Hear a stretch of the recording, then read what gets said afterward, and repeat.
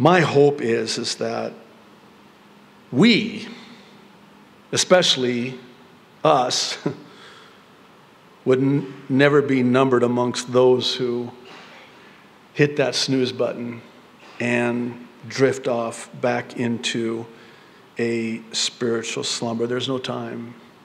There's no time. Here's the thing, and I hope you know my heart. I don't want in any way to come off as being provocative or sensational. I try to be measured and careful when I say things like this, but think about this. There is going to be a nuclear strike at some point. And oh, by the way, as far as the rapture is concerned, there's not going to be any time for an alert. It's going to be in the twinkling of an eye. That's not a blink. You can measure a blink.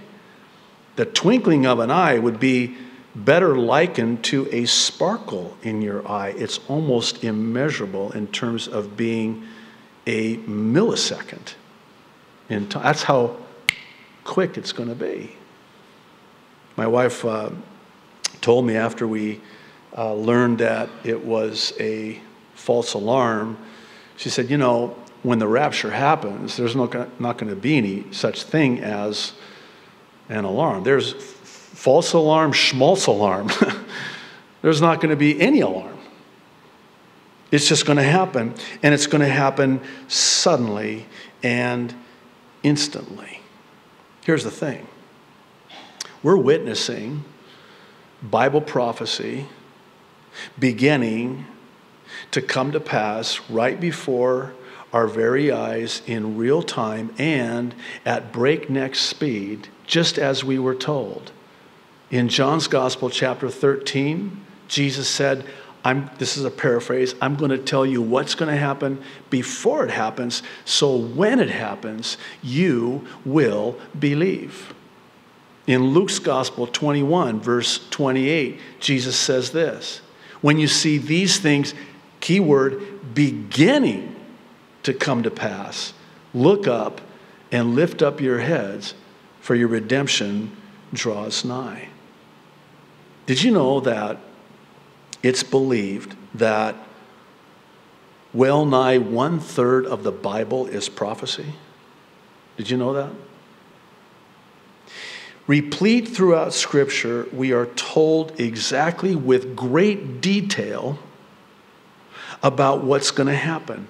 Even so detailed that we're told that there will be nuclear strikes.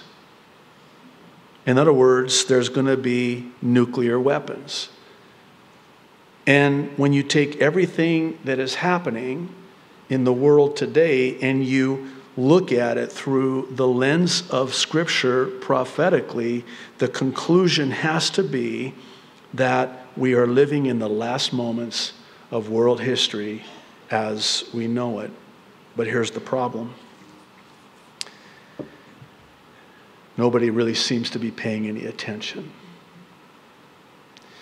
Why? Because people are asleep spiritually.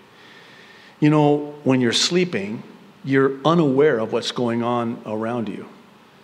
Even as a light sleeper, you're not aware when you're sleeping what's happening. And that's certainly an apt description, metaphorically, of what happens when we're sleeping spiritually. We're unaware of what's going on around us. Conversely, when we're awake, we're very aware of everything that's happening because we see it as it's happening. But when you're sleeping, your eyes are closed and you're unaware.